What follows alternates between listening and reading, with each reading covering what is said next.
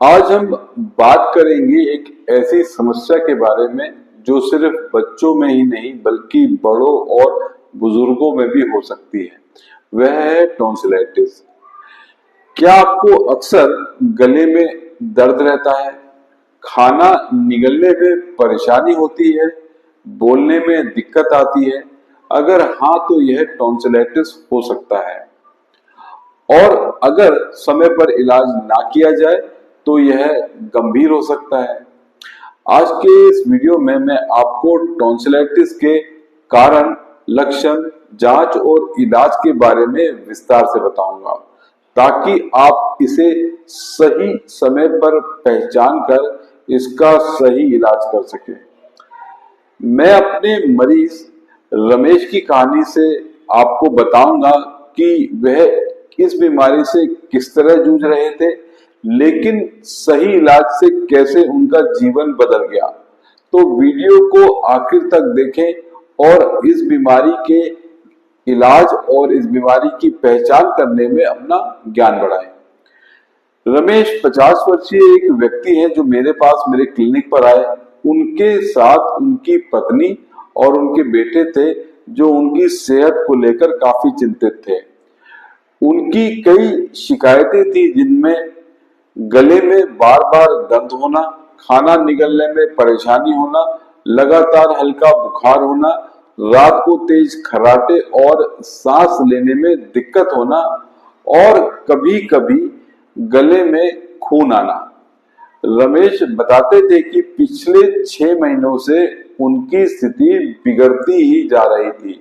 वे पहले इसे मामूली सर्दी जुकाम समझकर नजरअंदाज कर रहे थे, लेकिन धीरे धीरे उनकी आवाज भारी होने लगी और खाने में भी परेशानी होने लगी। मैंने रमेश की पूरी जांच की और कुछ महत्वपूर्ण टेस्ट कराने की सलाह दी, जिसमें नंबर 1 था थ्रोट स्वैब कल्चर टेस्ट। यह बैक्टीरियल संक्रमण को देखने के लिए और उसकी पुष्टि करने के लिए किया जाता है। नंबर 2 है सीबीसी या कंप्लीट ब्लड काउंट इन्फेक्शन की गंभीरता जानने के लिए। नंबर 3 टेस्ट है लैरिंगोस्कोपी, गले के अंदर सूजन और टॉन्सिल की स्थिति को देखने के लिए। नंबर 4 टेस्ट है स्लीप स्टडी या पॉलीसोमनोग्राफी। खर्राटे और सांस लेने की दिक्कत का कारण समझने के लिए यह टेस्ट किया जाता है।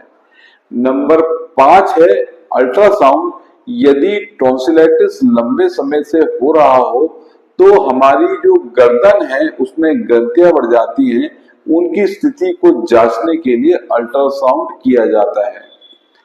जब मैंने रमेश की पत्नी और बेटे को बताया कि यह सिर्फ एक मामूली इन्फेक्शन नहीं है बल्कि इसे गंभीरता से लेने की जरूरत है, तब वे बहुत चिंतित हुए। मैंने उन्हें समझाया कि सही जांच से हम इस बीमारी को की जो वजह है उसको पता लगा सकते हैं और इसका सही इलाज कर सकते हैं।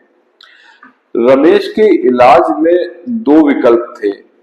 पहला था मेडिकल ट्रीटमेंट अगर शुरुआती टॉन्सिलाइटिस हो तो, जिसमें हम एंटीबायोटिक्स देते हैं। बैक्टीरियल इन्फेक्शन से लड़ने के लिए हम पेन किलर और एंटी इंफ्लेमेटरी मेडिसिन देते हैं जो दर्द और सूजन को कम करने में काम आती हैं। हम मरीज को मेडिकेटेड गार्गल या गर्म पानी में नमक डालकर गार्गल करने के लिए बोलते हैं। अगर सूजन ज्यादा हो तो हम स्टेरॉइड स्प्रे का भी इंडिकेशन देते हैं और आखिरी में हम पर्याप्त आराम और पर्याप्त हाइड्रेशन के लिए खूब पानी पीने की सलाह देते हैं। अगर ये पहली बार हुआ हो तो सिर्फ दवाइयों से इसे ठीक किया जा सकता है, लेकिन रमेश का टॉन्सिलाइटिस काफी पुराना था और उनकी लाइफ क्वालिटी इससे काफी प्रभावित हो रही थी। इसलिए हमने सर्जरी का ऑप्शन बताया, जो कि इसमें दूसरा ऑप्शन है। अगर टॉन्सिलाइटिस बार बार हो रहा हो तो टॉन्सिलेक्टमी नामक सर्जरी करी जाती है।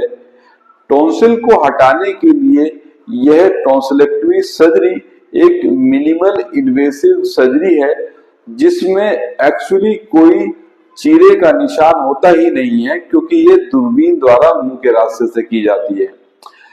30 से 35 मिनट की प्रक्रिया होती है, जिसमें मरीज को करीब 1 दिन और 1 रात अस्पताल में रुकना होता है। इसके बाद जीवन भर टॉन्सिलाइटिस से छुटकारा मिल जाता है। रमेश और उसके परिवार को हमने समझाया कि यह ऑपरेशन पूरी तरह से सुरक्षित है और इसके बाद उनकी तकलीफ हमेशा के लिए दूर हो जाएगी।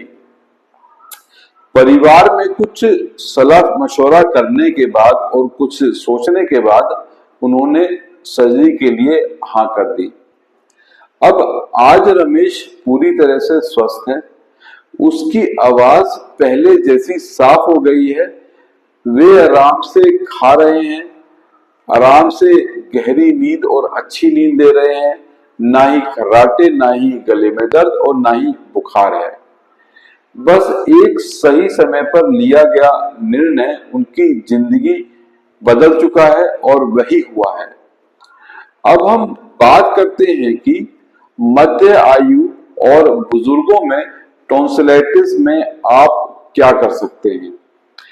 अगर गले में दर्द बार बार हो रहा हो तो इसे नजरअंदाज ना करें। अगर खाना निगलने में दिक्कत हो रही हो तो तुरंत डॉक्टर से मिलें।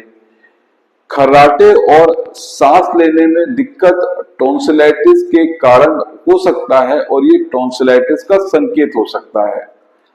सेल्फ मेडिसिन या खुद मेडिसिन अपनी मर्जी से लेने से बचें, क्योंकि सही इलाज आपको राहत दिला सकता है। अगर आपको भी ऐसी कोई समस्या हो तो आज अपने ईएनटी डॉक्टर से संपर्क करें। जल्द इलाज से आप इस समस्या से छुटकारा पा सकते हैं। इस वीडियो को अपने दोस्त और परिवार में शेयर करें ताकि इस वीडियो का वे लाभ उठा सकें। यह जानकारी उनके किसी परिवार में टॉन्सिलाइटिस के मरीज में काफी मददगार साबित होगी। अगर आपको वीडियो पसंद आया हो तो इसे लाइक करें, शेयर करें और हमारे चैनल को सब्सक्राइब करें ताकि ऐसे आगे आने वाले वीडियो की नोटिफिकेशन आपको घर बैठे मिल सके। अगली बार मिलते हैं एक नई जानकारी के साथ। तब तक स्वस्थ रहें, खुश रहें। धन्यवाद।